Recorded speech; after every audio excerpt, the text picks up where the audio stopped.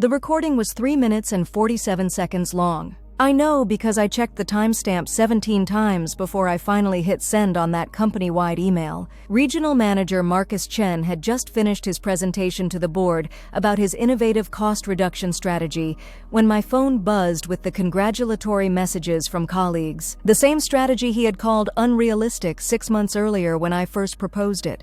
But I'm getting ahead of myself. Let me start where this really began. Working in supply chain optimization for a mid-sized manufacturing company means you see patterns others miss. Data flows across your desk like water, and after 8 years in the industry, you learn to read the currents. In March of last year, I noticed something troubling in our quarterly reports.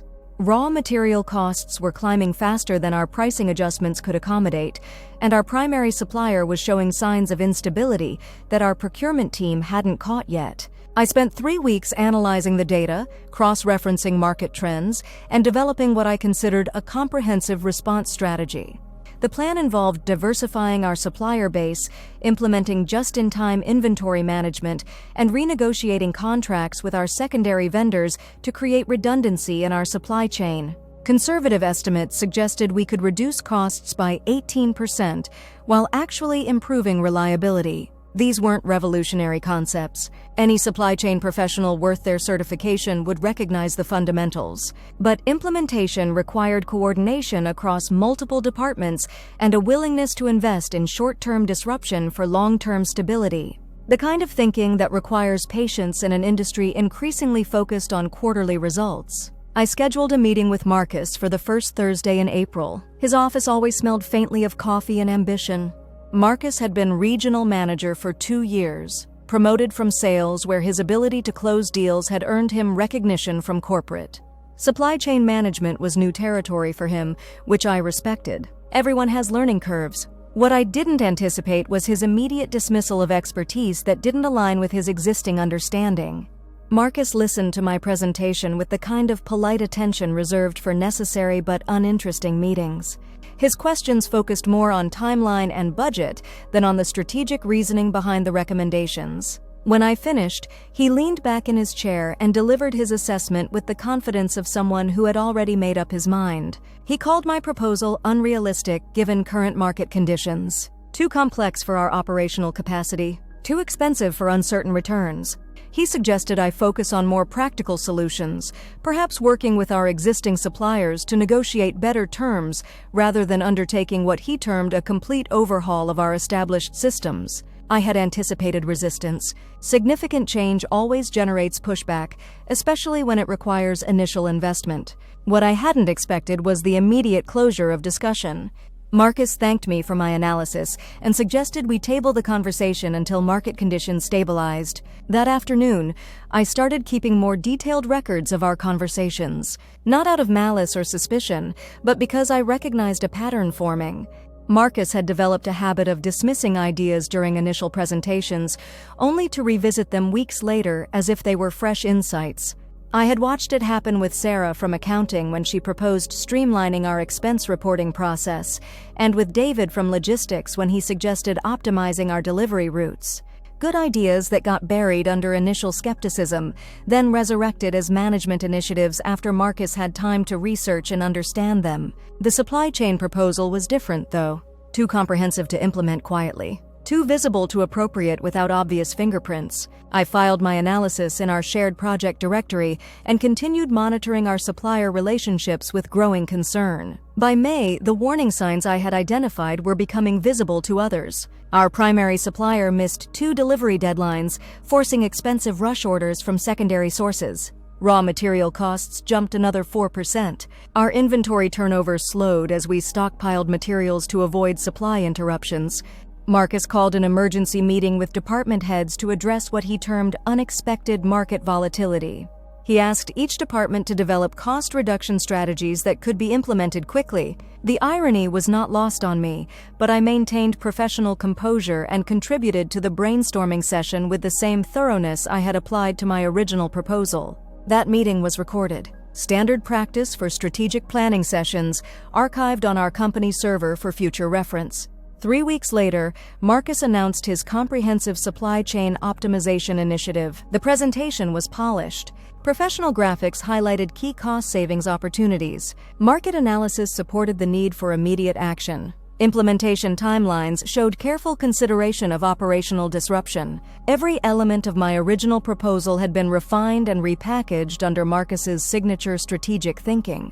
The resemblance was unmistakable to anyone who had seen my original analysis. But corporate memory for preliminary proposals is notoriously short, especially when current leadership is presenting solutions to immediate problems.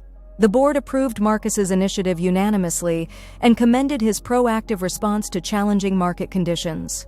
I watched the presentation from the back of the conference room and said nothing. Professional environments have unwritten rules about credit and recognition. Ideas evolve through collaboration, and individual contributions often blend into collective achievements. Complaining about attribution can appear petty, especially when successful implementation benefits everyone.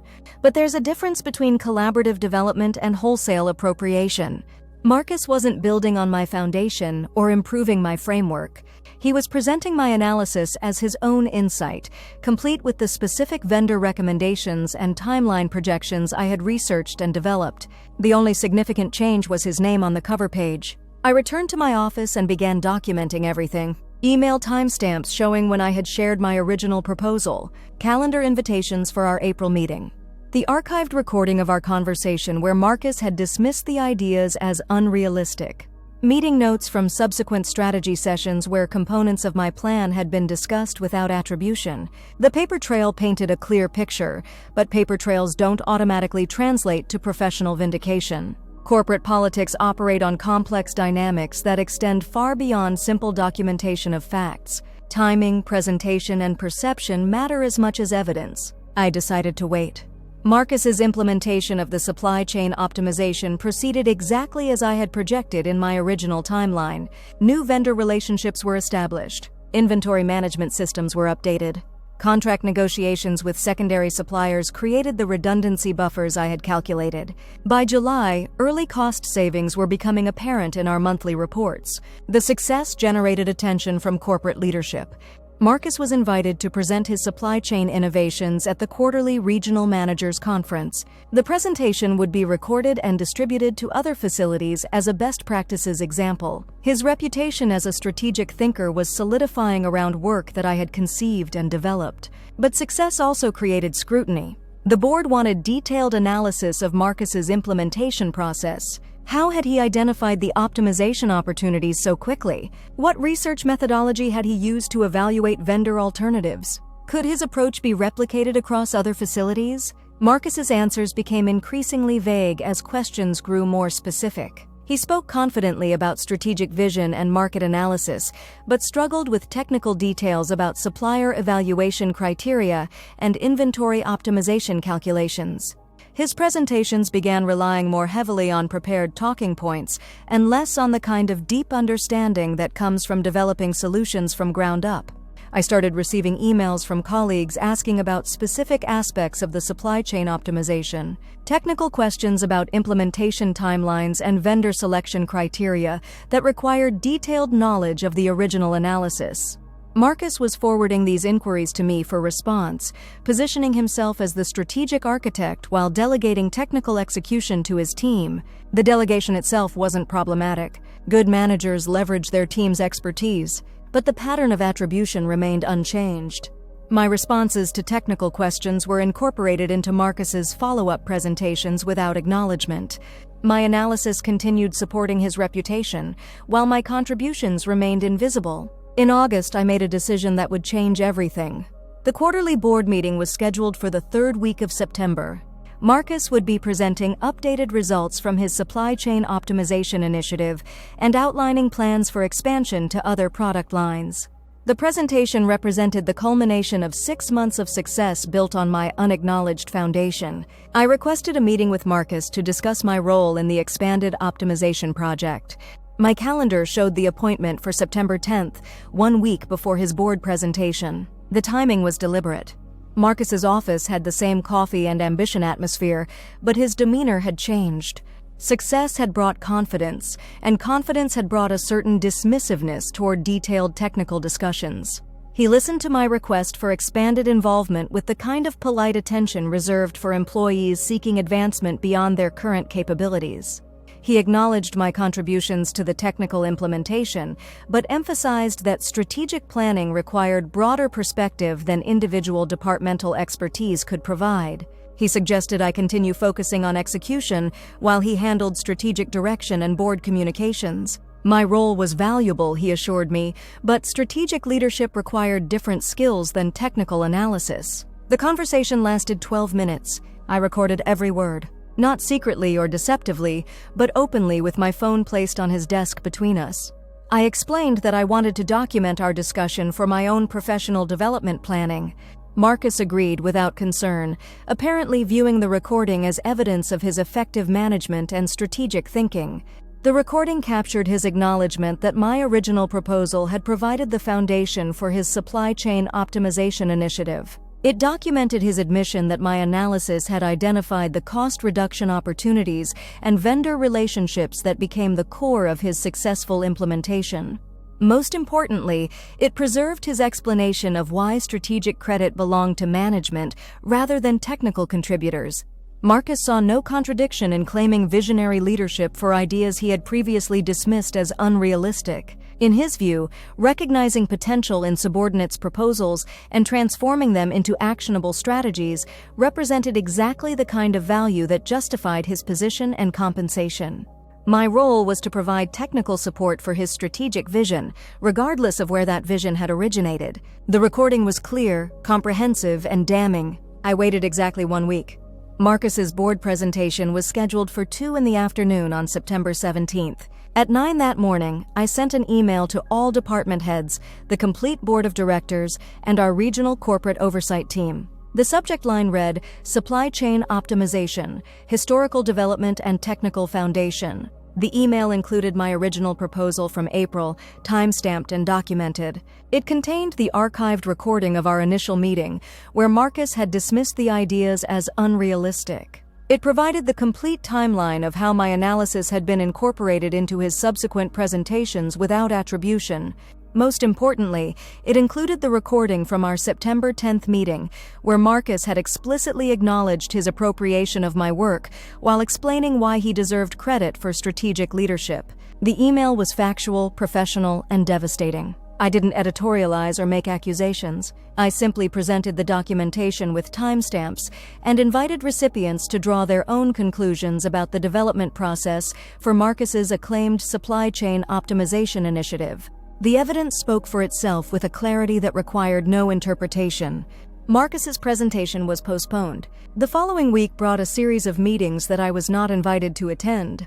Closed-door sessions between Marcus and regional leadership, conference calls with corporate oversight, careful review of project documentation and attribution policies. I continued my normal responsibilities while the investigation proceeded. Colleagues approached me with questions that I answered briefly and professionally. The situation was being handled through appropriate channels, I explained. I remained committed to supporting successful implementation, regardless of recognition considerations. The resolution came on October 1st.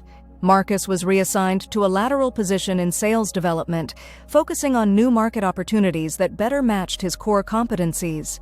The supply chain optimization project was transferred to my direct oversight, with recognition of my role as primary architect and technical lead. The board issued a statement acknowledging that proper attribution of intellectual contributions was essential for maintaining team morale and encouraging innovation. I was promoted to senior supply chain manager with expanded responsibilities for strategic planning across multiple product lines. But the most satisfying moment wasn't the promotion or the recognition. It was the email I received from our CEO 3 days later. Short, direct, and professional. He thanked me for my continued commitment to excellence and noted that the company valued team members who combined technical expertise with integrity and patience. He had listened to the recording. He understood exactly what had happened, and he appreciated that I had documented everything thoroughly before taking action. The supply chain optimization continued exceeding projected savings through the end of the fiscal year. Cost reductions reached 21%, 3 points above my original conservative estimates. Vendor relationships proved stable and reliable. Inventory management improvements reduced waste and improved cash flow. Marcus's new role in sales development suited his strengths better than supply chain management had. He found success in markets that rewarded relationship building and persuasion, rather than technical analysis and systematic thinking. Our interactions remained professional but brief. We both understood the lessons learned from our previous collaboration. 6 months later, I was invited to present the supply chain optimization case study at a national conference for manufacturing professionals. The presentation included full attribution of ideas, implementation timeline, and lessons learned about the importance of recognizing technical expertise in strategic planning. The applause was gratifying, but the real satisfaction came from knowing that my work would influence industry practices beyond our company. Other organizations would benefit from proven cost reduction strategies while understanding the collaborative process that made successful implementation possible. Looking back, I realized the situation taught me as much about patience as it did about professional recognition. Immediate confrontation might have felt more satisfying than methodical documentation, but it would have been far less effective. Evidence and timing matter more than righteous indignation in professional environments. Marcus wasn't malicious, just ambitious in ways that overlooked the contributions of others. Many managers struggle with the balance between leadership visibility and team recognition. The recording didn't expose criminal behavior, just a common professional failing that needed correction. The resolution benefited everyone involved. I received appropriate recognition for my contributions. Marcus found a role better suited to his strengths. The company improved its attribution practices and retained valuable intellectual capital. Our team learned the importance of documenting collaborative development processes. Most importantly, the supply chain optimization continued generating value for the organization while establishing a framework for future innovations. The recording itself has become something of a legend in our office, not because of its dramatic revelations, but because of what it represents about the importance of clear communication and proper documentation in professional relationships. New employees often hear the story as part of their orientation about our collaborative culture and attribution practices. I've been asked many times why I waited so long before taking action. Why not confront Marcus immediately after his presentation? Why not escalate to management as soon as the appropriation became clear? The answer is simple. Timing matters more than righteousness in professional environments. Evidence collected patiently carries more weight than accusations made in anger. Strategic thinking applies to career development just as much as it does to supply chain optimization. The recording was just documentation. The real power came from waiting until Marcus had committed fully to claiming credit for work he couldn't truly explain or defend. His success became the foundation for his downfall, but only because I had the patience to let the situation develop completely before taking action. That patience has served me well in my expanded role. Strategic planning requires the same long-term thinking that effective career management demands. Immediate solutions often create more problems than they solve, while comprehensive analysis usually reveals opportunities that aren't obvious in the moment. The supply chain optimization project has become a model for our company's approach to cost reduction and vendor management. But more importantly, it established a precedent for how technical expertise and strategic vision can collaborate effectively when proper attribution and recognition systems are in place. I still keep detailed records of meetings and project development processes, not because I expect similar conflicts, but because documentation serves multiple purposes beyond protecting individual contributions. Clear records improve project continuity, facilitate knowledge transfer, and help teams learn from both successes and failures. The recording that shocked our office wasn't shocking because of what it revealed about Marcus's character. It was shocking because it demonstrated how easily intellectual contributions can be overlooked or appropriated when documentation and attribution practices are inadequate. Our company has since implemented more rigorous project attribution requirements and improved recognition systems for technical contributors. The changes have improved morale and encouraged more innovative thinking across all departments. Team members feel more confident proposing ambitious solutions when they trust that their contributions will be acknowledged appropriately. Marcus and I occasionally cross paths in our current roles. Our interactions remain professional and productive. We both learned valuable lessons from our previous collaboration, and both have applied those lessons successfully in our respective positions. He's become more careful about acknowledging team contributions in his presentations. I've become more proactive about documenting my involvement in strategic initiatives. Our professional relationship is stronger now than it was when he was dismissing my ideas as unrealistic. The irony of the situation continues to amuse me. Marcus's greatest professional success came from implementing ideas he had initially rejected as impractical. His downfall came not from the appropriation itself, but from his inability to defend or explain work he hadn't actually developed. If he had acknowledged my contributions from the beginning, he would have retained credit for recognizing potential and managing successful implementation. His reputation would have been enhanced rather than damaged. The collaborative approach would have generated better results and stronger team relationships. Instead, his desire for individual recognition created the very vulnerability that ultimately undermined his position. The recording became damaging only because it revealed a pattern of appropriation and dismissal that contradicted his claims of strategic insight and leadership. The lesson extends beyond individual career management to organizational culture and team dynamics. Companies that encourage collaboration while maintaining clear attribution practices generate more innovative solutions and retain more talented contributors. Recognition systems that reward both individual excellence and team collaboration create environments where complex problems can be solved more effectively. Our supply chain optimization succeeded because it combined technical expertise with strategic implementation and organizational support. But it nearly failed because of inadequate recognition systems and communication breakdowns between management and technical contributors. The recording preserved evidence of those communication failures and provided a foundation for improving our collaborative processes.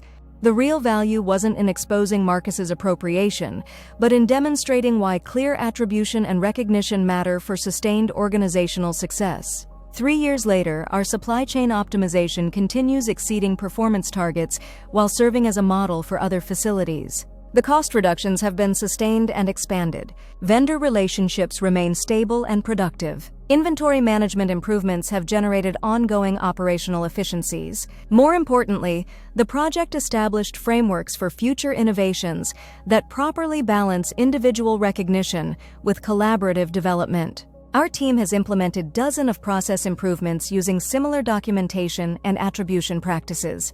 I've been promoted twice since the initial recording incident, most recently to Director of Strategic Operations, with responsibility for optimization initiatives across multiple regions. The role combines technical expertise with strategic planning in ways that leverage both individual capabilities and team collaboration.